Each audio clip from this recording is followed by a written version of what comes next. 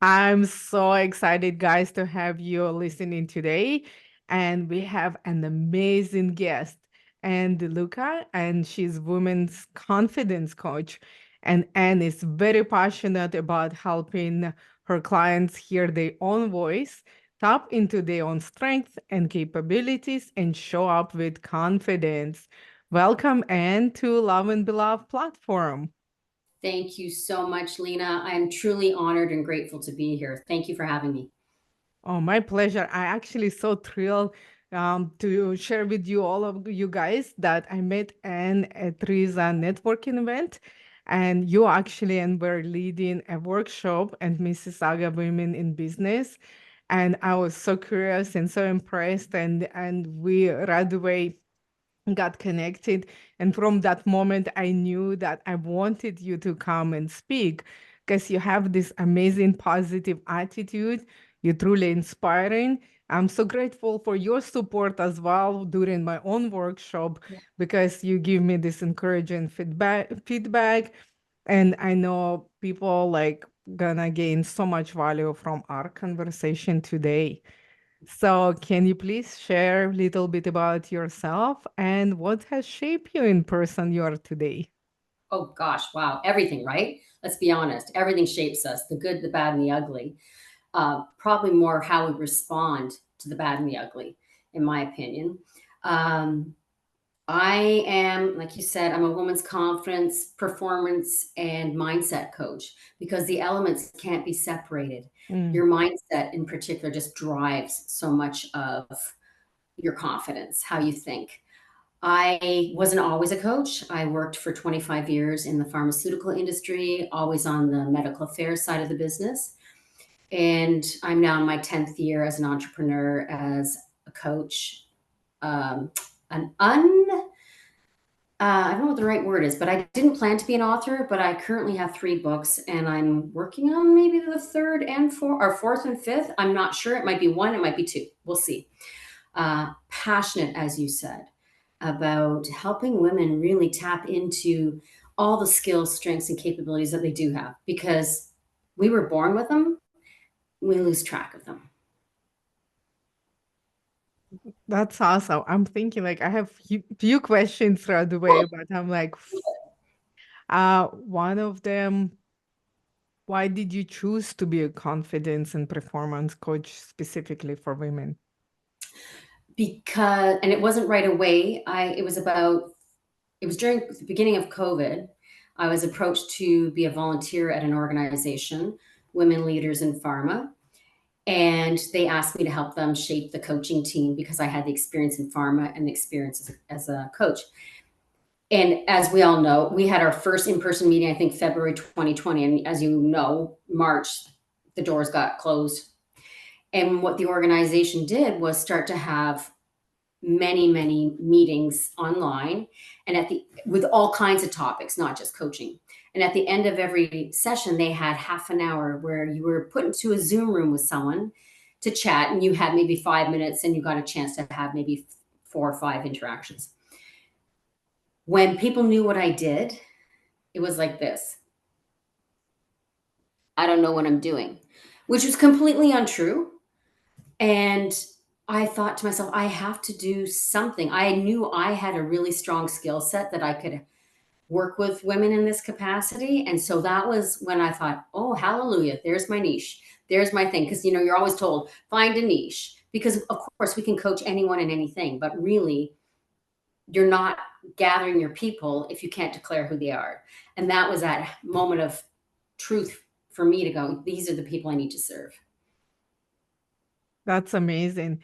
And honestly, I heard somewhere, I don't remember who was saying, but the about the imposter syndrome. They say that guys doesn't have them, the women do. Isn't that interesting? So women more questioning and doubting their abilities in performance, and that's why the confidence and boosting and supporting women in this field is definitely needed. So what does motto "nothing ventured, nothing gained" means to you? And how has taking chances shape your life and brought unexpected rewards? Right?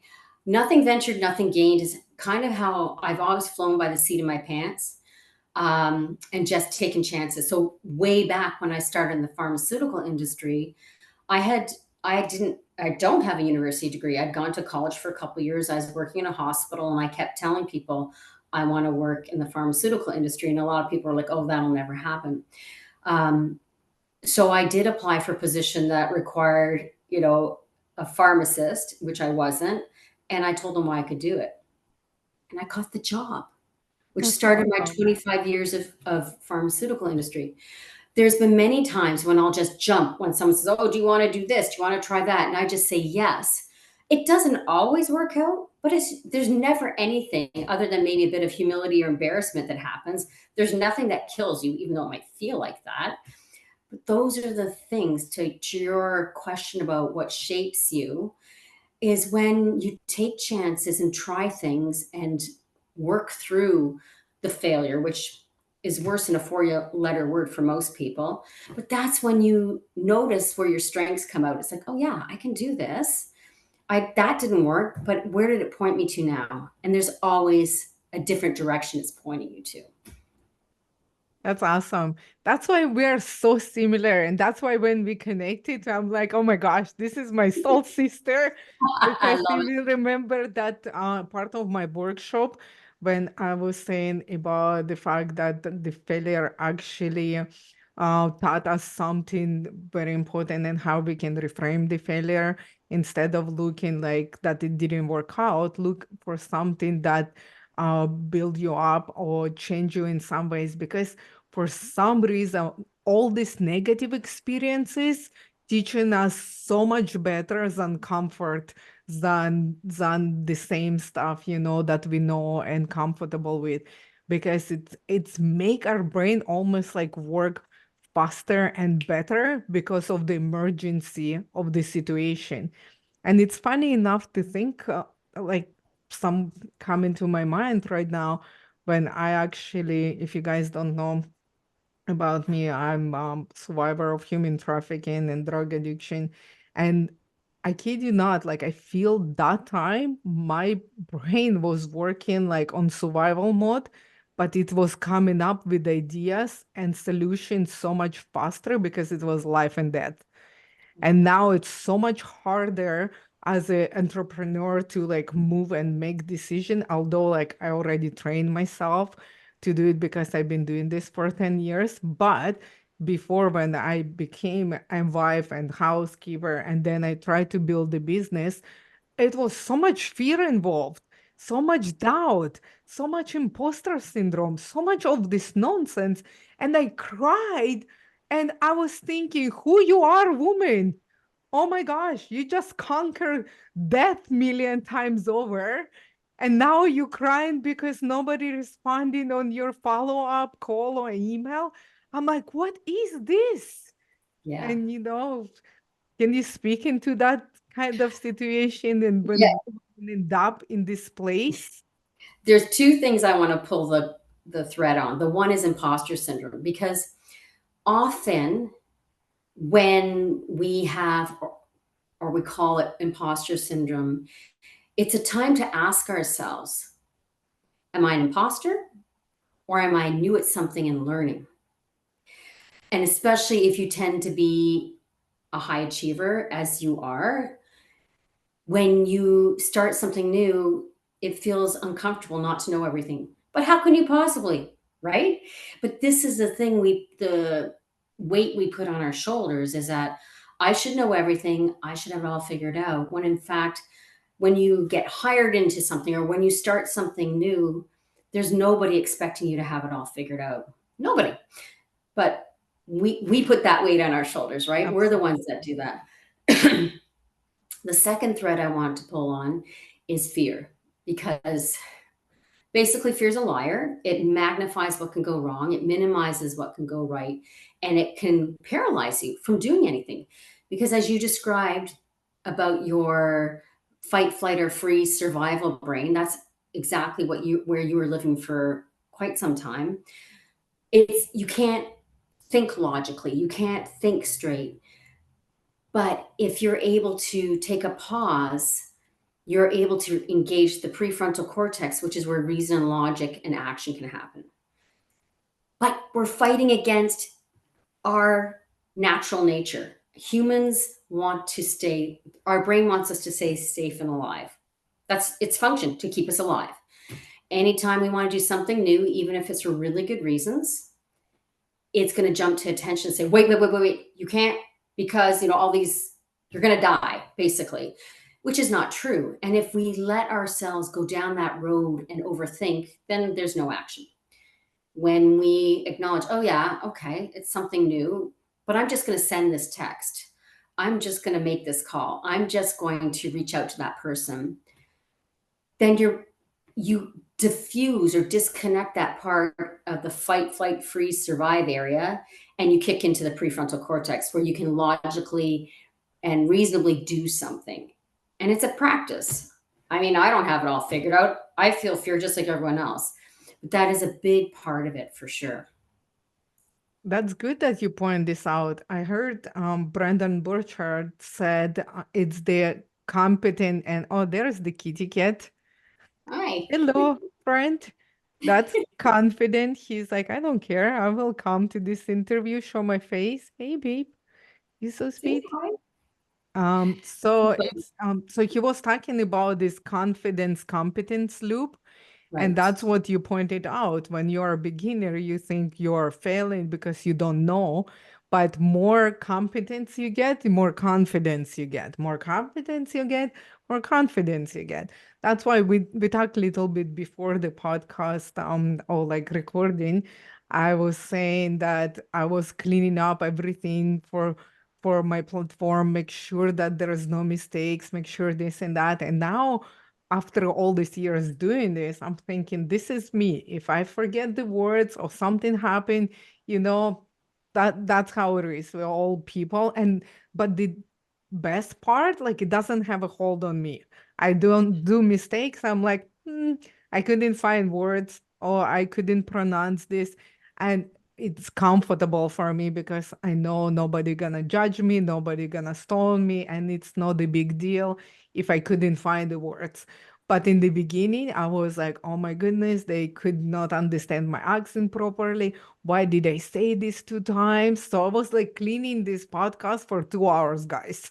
Like, honestly. And now, even like with the kids too, if mamas they're listening, like with the first one was like disaster. I cry, I couldn't hold the baby. And with twins, like I was already 5 years on the job. I was like bathing them and sing, like getting them ready. And my husband was like, because he helped me with the baby for a first year because I was like, she's so fragile. I have so much trauma. I have to deal with so much stuff. I don't know if I'm even deserve to be a mother, blah blah. It's like all that stuff. But on this already with 3 kids, I'm like, yeah, I own it. I am a mother. I know how to do this. This is my job. This is if I don't know, I go ask. And this is another part um, that I'm really want to impress on women, and we need support. You go to the experts, you go to your community, to your church, to like, and you said, I need help. Because for me was the biggest mistake not asking for help, not learning as fast as I could, but everything how it's supposed to be. But the fact is, I I did believe that asking for help it was weakness, and now I'm telling you, it's a strength. You need Yes. help. Yes. So true, Lena. And you're definitely not alone. Our culture can tell us that the idea that women, especially when it comes to if you're a mother, that it should be natural, all the things you need to do, which is completely nonsense. And if you're in that, because I totally relate to what you're saying with my first child for sure. And I went down hard in the first cut. It was only 2 weeks, but it felt like forever in the moment because I felt I was failing at the things I should be doing, which was nonsense. Nonsense. And as soon as someone kind of said to me, oh, Ann, you can get help, you can ask for help. It was like, whoa, it's still not easy. I'm not going to lie. It's still not easy to ask for help, but I'm getting way better at it over time. Way better at it. That's awesome. I felt so alone. It took me like 10 years figure out that I need people. And I, because of my upbringing, rejection, abandonment, all that trauma, I was trying to figure out everything by myself and this belief like in myself. But then I found my faith, my community, and the women who loved me just because and supported me against my will, kind of, try to love on me, this like prickly pear. And then I realize, oh, they actually nice and kind and they don't want anything from me, just to help. And that's broke like so many lies that I had in my head, that nobody cares, that I'm alone, that I don't belong. So it was such a like amazing transformation. Now I was driving another day and I was like crying from this gratitude that I have these amazing women in my life that support me, that I have like 5 people who I can call anytime, anywhere. They're gonna help me, support me, build me up, come home with this soup, like I don't know, whatever it is. And guys, you don't need an army of people, but I do believe you need those friends who will back you up, but you need a professional as well.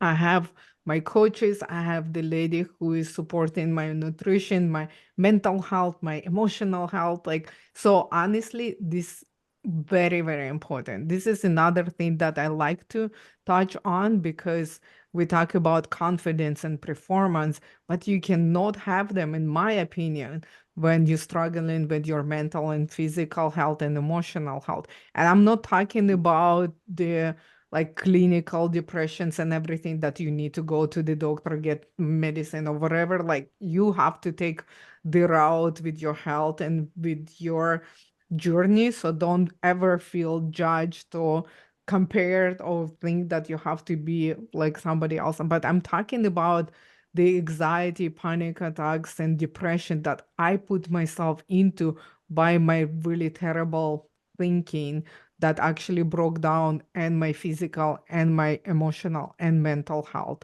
So talk about this a bit. Well, I want to do the disclaimer for sure because you had crazy, horrible situation.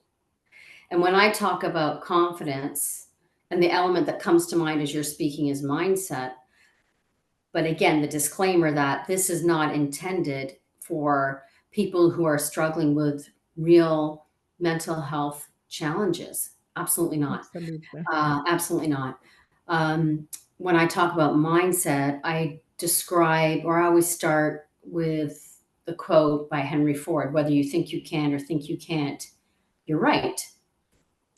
Um, and especially when I'm talking to people who have already decided they can't, but they're going to go and try it, they've already set themselves up for failure. If you decide it's not going to work, why bother? And it's not your fault until you get to the point where you notice this and then you decide you want to do something different. Because let's face it, our mindset was formed right from our formative years, influenced by relationships at the beginning of our life and all through our life to this point in time. And until you are able to notice, oh, this is my default setting, I tend to go to the negative all the time. And I'm not saying it should be all, oh, everything's great, because that's not reality either. But when you're able to shift your perspective to a more positive outlook, it doesn't mean shit doesn't happen. What it means is that you're able to move through it more quickly and find your next landing point. And that's what's different. But it takes time. And and I think I said this already, we're wired for the negative, for survival. That's just what we've been dealt with. That's how our brain is. And it's not true. We don't have any predators out there. I guess our only natural predator is a human. There's nothing else there's no saber-toothed tiger. We're not going to freeze to death in our loincloth if we get ostracized from our tribe. But our brain doesn't understand that. So it's going to go where it goes.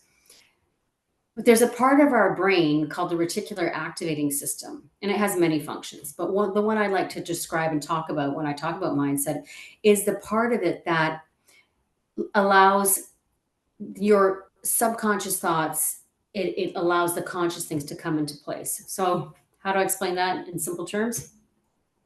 I bought a new car in September.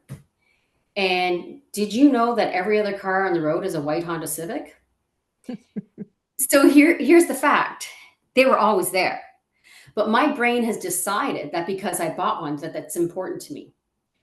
That's the same way it works with confidence. If you are building your confidence and you acknowledge every single time you messed up, guess what your brain's going to do?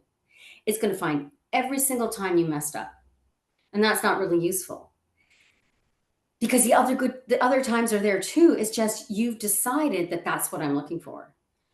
So what I suggest to people that, especially that are focused on their confidence, is to start noticing the little things that go well. And I mean really little. Like I wanted a cup of coffee and I knew exactly how to make the best cup of coffee for me. I didn't have to think about it. Everything, boom, boom, boom. The confidence piece that you talk about as well.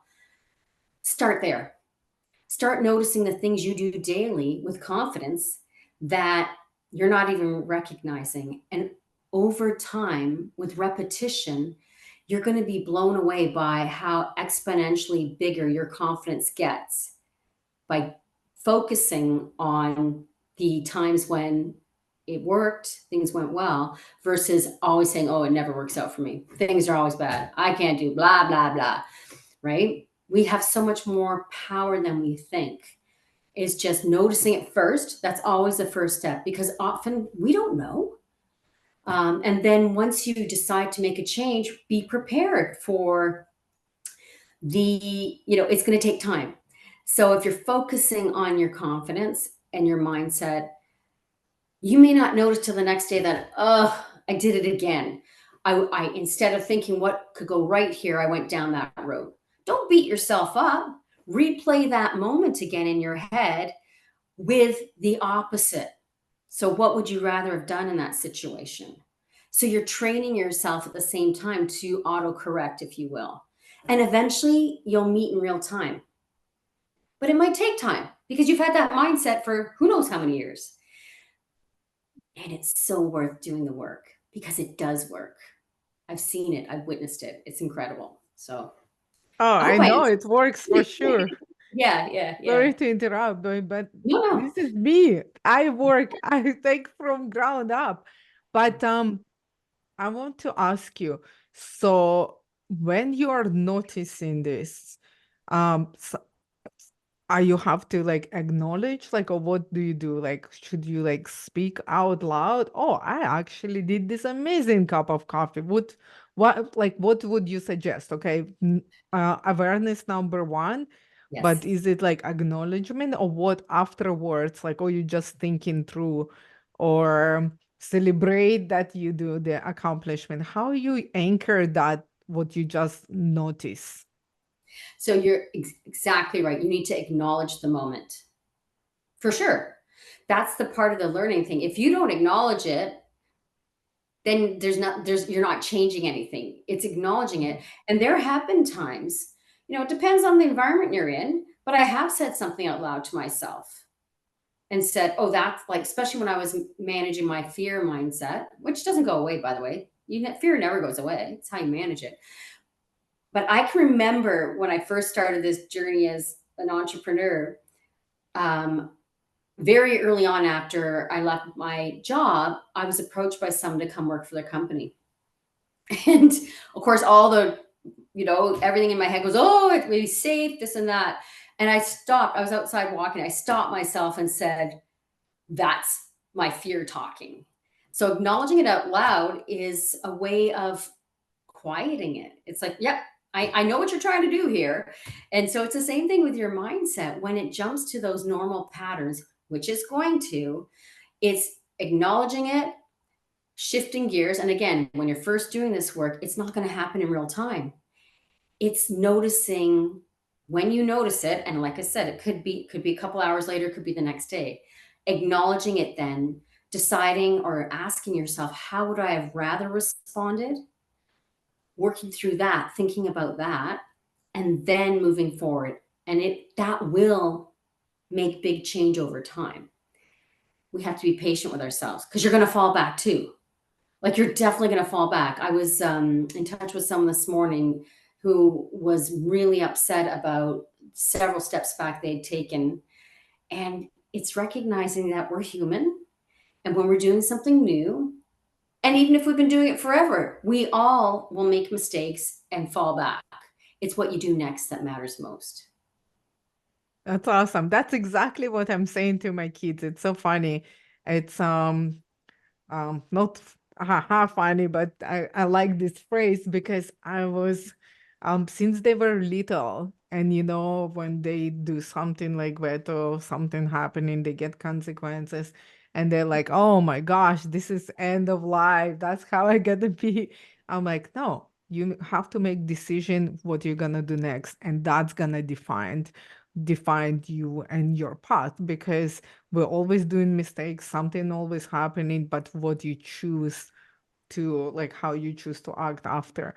And it's so interesting that you said about the mindset and acknowledgement, and we have power to stop that.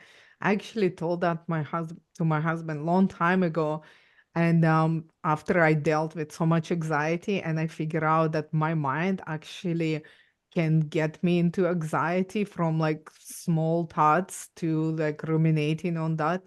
And you're right, like if you concentrate on positive growth. If you concentrate on negative, that's gonna be happening. But I was listening some kind of meditation, and I heard this phrase, and oh my goodness, it's like I actually read that million times in the Bible, say renew your mind daily. But then I hear this phrase, and it's like, and this guy says that our thoughts are so powerful and convincing that they appear to be true. And Yes. that word appear like just stuck with me whole day. I'm thinking that's what they appear to be true, that I believe them, and that's what start this turmoil. So what I do as a strategy for myself right now, if something happens, I right away go and confront that. If it's person, I'm asking them like, did you say that you really like my accent, or you joking because like I didn't pronounce this word? Just to clarify. And Yes. usually people say, no, no, are you silly? Like, I love your accent. I love all of you. You like my like honey bunny, whatever, like, my friend. But my brain say like, whoa, like she just make that comment, on something like that. But oh, say I say to my husband, sometimes I hear that like, and I just say to my brain, this is not true. I don't want to hear about this. And I actually have sung like with pretty cool words. And sometimes like when I'm really tired, distracted, and you know what, guys, that's where it's gonna come. When you're tired, you're distracted, like one little thing can spark this like crazy stuff, like turmoil in your mind with those thoughts, like why this, why that. So I literally, when I have that awareness, that's my strategy. I just like, I don't want to hear this. I don't want to think about this, but it doesn't stop. So I just start on repeat this little phrase, like as a song, and I'm singing this over and over and over, and until like my brain literally keeps singing the words, and I love the words too. But it's funny enough that my husband laughed at me. He's like, that's funny. And then another day, like not too long ago, he goes like, wow, like I'm really proud of myself. I'm start like this thinking, because you know what, when you start on this journey, like everybody around you gonna be impacted. That's why I'm telling to my kids, that's why I'm telling to my friends, that's why I'm saying to my clients, my husband, and they listen, maybe not right away, but they still, listen and using those strategies. And he said, I'm proud of myself. I'm like, wow, what did you do? He's like, I'm start this thinking, and I talk to my brain. I told my thoughts to like replace with something good, and I did it. I'm like, okay, I'm really proud of you too. But in my mind, I say, see, it works, you know? You're making it, you are making change you're helping someone else make change by your example, which is awesome. And I love how you mentioned early on about choice. I mean, again, if someone's not well, that's out of reach. But for all the rest of us, when we are faced with situations, I think the biggest lie that can happen is that we think we have no choice. And again, with the mindset, even if you feel like there's nothing you can do, you can choose how you are going to think about it or what importance you're going to give it. And that is a big aha to some clients when they're realizing that, oh, I actually, maybe I don't like this, but I can actually decide what I'm going to do with this, whether it's some information, a situation, whatever the case may be. And that's empowering. That's awesome. So let's switch the gears a little bit because I want you to share um little bit. I said like I want to, I would like to. I would like you to share a little bit more about your confidence recipe. What is it and how it can help someone who is struggling? So, we've been talking about it all along. The Mhm. one piece I haven't talked about yet. So, the first pillar is your mindset, shifting your mindset. The second one is about managing fear. So, taking action when you feel fear. And let me rewind before we start that. I Mhm. want to talk about the recipes first, Mhm. because if you're a baker, it's chemistry. You miss the baking powder, your cake's going to be a stone. It's going to be flat. You don't put things in the right order and have the oven temperature the right and all that good stuff, it's not going to work. That's funny you're talking about this because I cannot bake, so I know that's exactly how it Right? looks. So this is what I want to explain to people. The confidence recipe is like cooking. So a few years back, I love Thai food, and I decided I wanted to start learning to cook it. And initially, I had my recipe book out, 2 tablespoons of fish sauce, 1 tablespoon of curry paste, all that stuff. Now, I just turn the burner on, put some oil in a pan, and I go. Sometimes I'm going to add an extra thing. Sometimes going to take something out. Sometimes I want more of an ingredient. Sometimes I don't need one at all. That's what the confidence recipe is about. It's about mastering the concepts. So the mindset shift, taking action and fear. And I'll talk about the third one, which is trusting yourself. So that when you get into a situation where you're not confident, because spoiler alert here, we all face moments where we're not going to feel confident. Anytime you do something for the first time, chances are you're not going to feel confident about it. So you might realize, oh, I just need to kind of talk myself through this, shift the mindset, or I just need to go, I'm going to do this. I'm going to sign up for this course. I'm actually going to do this thing, and then flip that fear into action. The third one that really affects us, whether you're a man or woman, it doesn't really matter, is the trusting yourself. So again, anytime you decide you're going to do something new or different, in addition to possibly fear, you're going to have those voices in your head, which we all have. I'm going to say we all have more than one. We have at least one. And that voice in your head is going to start telling you all the reasons why you shouldn't do that thing, all the things that it thinks are, reasons that are dangerous for you, more or less, people that want to keep you safe. And that's the key. That voice usually isn't yours. It's probably a parent, an influential person in your early years, a teacher, a boss, anything like that, anyone like that, had a lot of power and influence over you. So those voices are often in your head. So step one is to learn to discern. When you're going to do something and there's a voice in your head, stop. Is that my voice? Chances are it's probably not. But it's not like you disregard that information. There might be really good input. You're like, oh, that's Lena told me that. And I actually think that's really helpful for this situation. I'm going to do that. But it's the point of saying, yes, I know whose it is, and I'm going to do it. Or on the flip side of that is, that's not how I feel about this at all. And trusting your own instincts and your own intuition when it comes to managing that scenario. But it's doing that, starting to recognize when what's going on in your head isn't even you. And I love illustrating. I mean, at the time, it was a really painful situation, but I love illustrating this. A few years back, when I was hiring for my department, I had several applicants. We were hiring a bunch of roles. So I had several applicants from one department in particular. And so you look at the resume and they all, they look good on paper. And then I met with each of them. And of course, they know how to show up and handle an interview. So I thought I'd meet with their boss because I thought they can give me some insights that will make me make a best choice for my department. So I can't even tell you what I start asking questions about this one particular individual. And I don't even know what the question is now. I can't remember that. And if I'd been looking down or away, I wouldn't even notice this. But I asked a question and the manager's eyebrow went, "Eek," and I had a visceral gut reaction, visceral. And immediately, nanoseconds, the voices in my head went, "Oh, don't be so stupid. La, la, la. Everything's fine. Blah, blah, blah."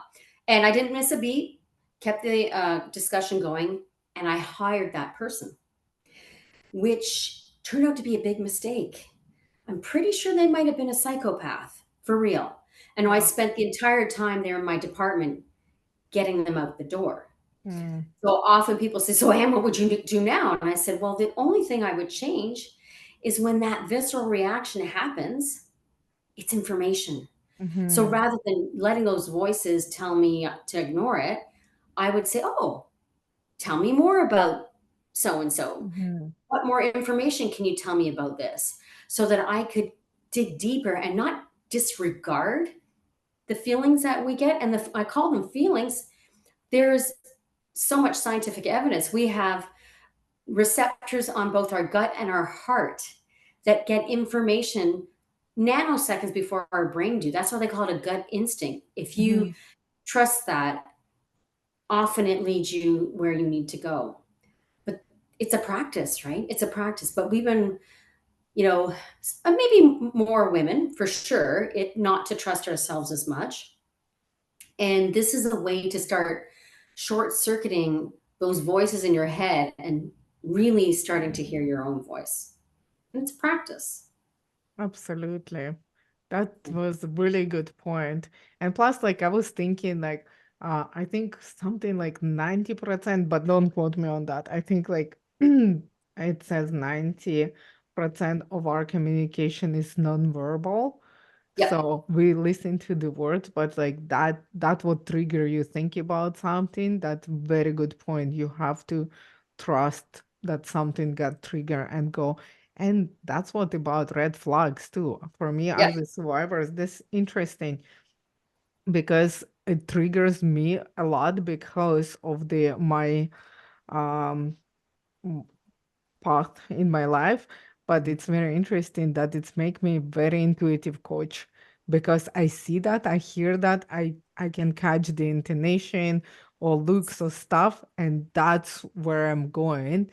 Yes. And it's very interesting because sometimes it take routes like I'm never even expected. So it's the clients too. So it's very important to pay attention to yourself as well when you change in your tone of voice, when you answering something and happen like in yourself too and in others.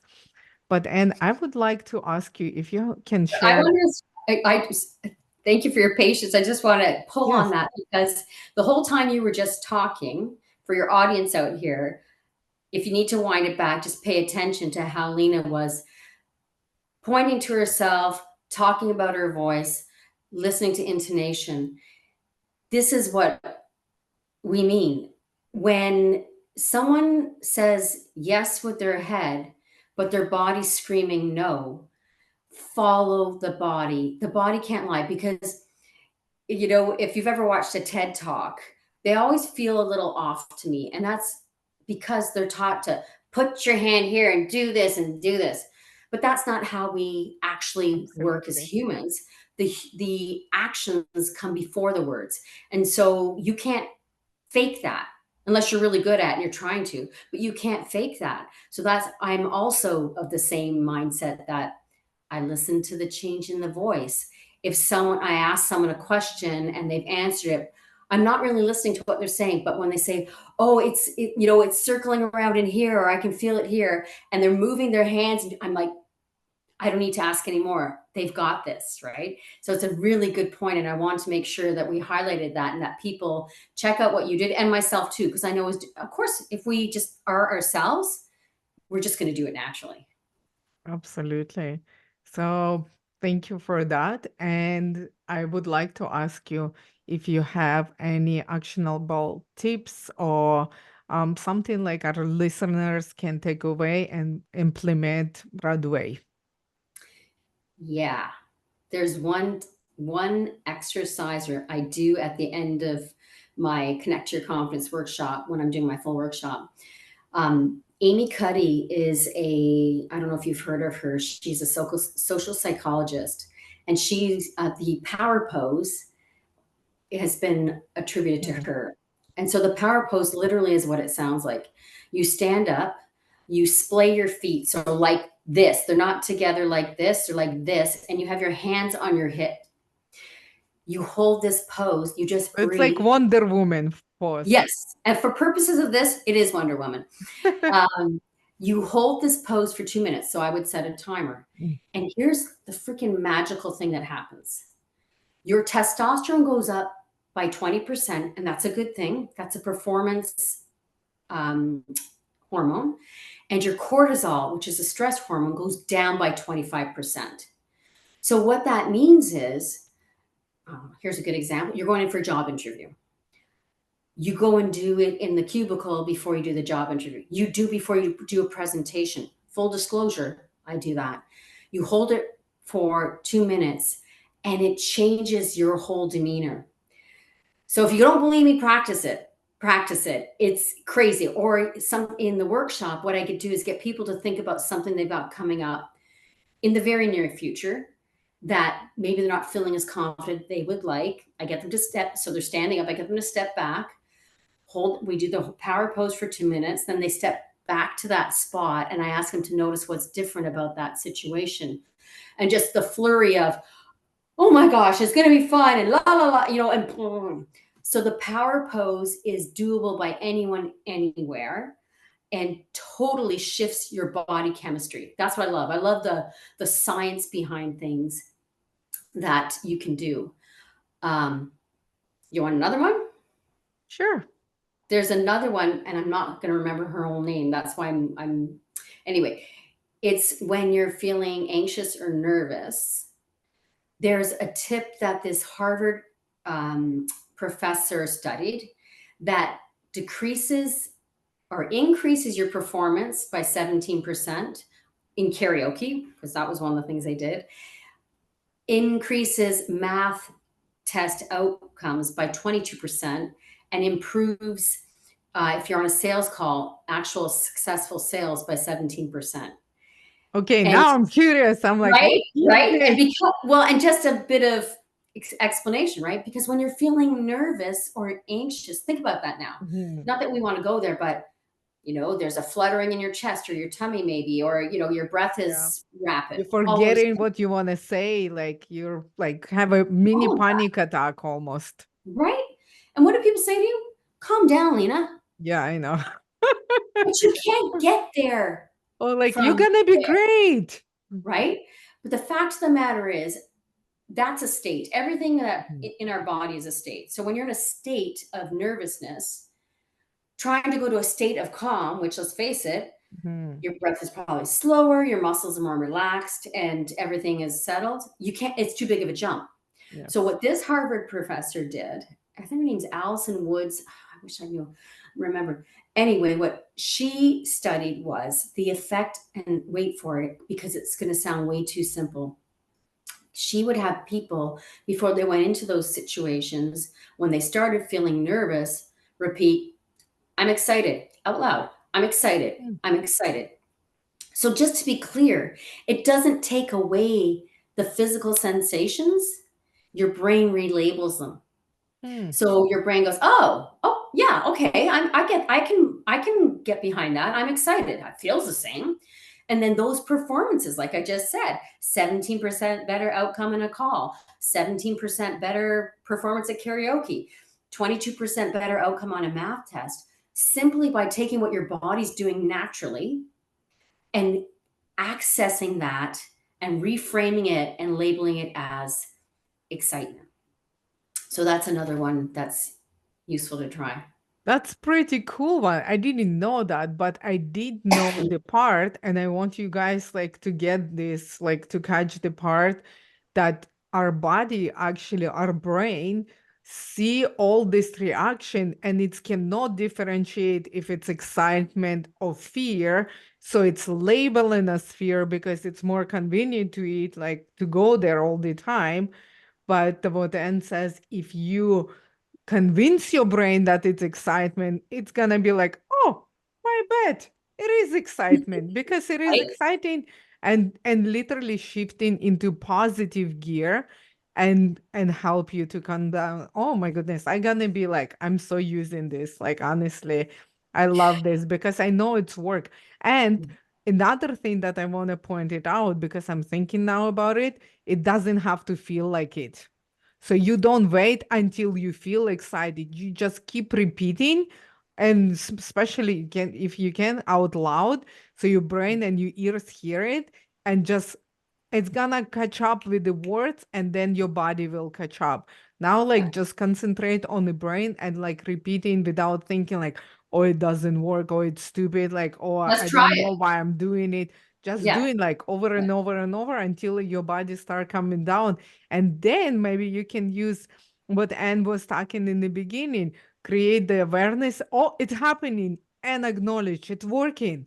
Because more and more you're gonna tell your brain, wow, this exercise is so easy and it's working and it helped me to do all this stuff. Oh my gosh, I'm gonna use it again. So when you get freaked out again, go into that and your brain gonna be like, oh, it's the same situation and it works before. Let's do it again. And we help you again. So more and more by practicing over and over.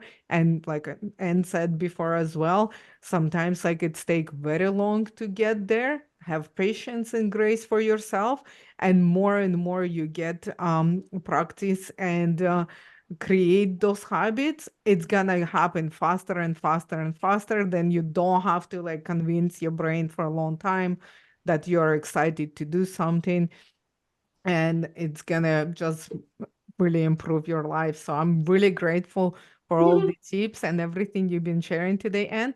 And where Thank you. can our listeners go learn more about you and what you do? Probably the best thing is my website, which is steppingstonecoaching.ca. Because that'll lead you everywhere. I'm on all the socials as Ann the Coach. So I'm Ann the Coach in on Instagram, Ann underscore the underscore coach. I'm on LinkedIn for people who live there. A lot of my people are there because I worked in the corporate environment for so long. But Ann underscore the underscore coach, Ann with no E, is where you can find me on Instagram. So I'm very active there as well. That's awesome. And before I let you go in, I would like to ask you my signature question. What does love and to be loved means to you? Everything. There's nothing without that. It makes me feel emotional when I say that, but there's no doubt. Like, to be loved is the most exquisite feeling, and to be able to love others brings such joy. It's if we all just focused on that, wow. Wow. What a world we live in. That's beautiful. Any final thoughts, in? Just my uh, overwhelming gratitude for this opportunity. I love speaking to you.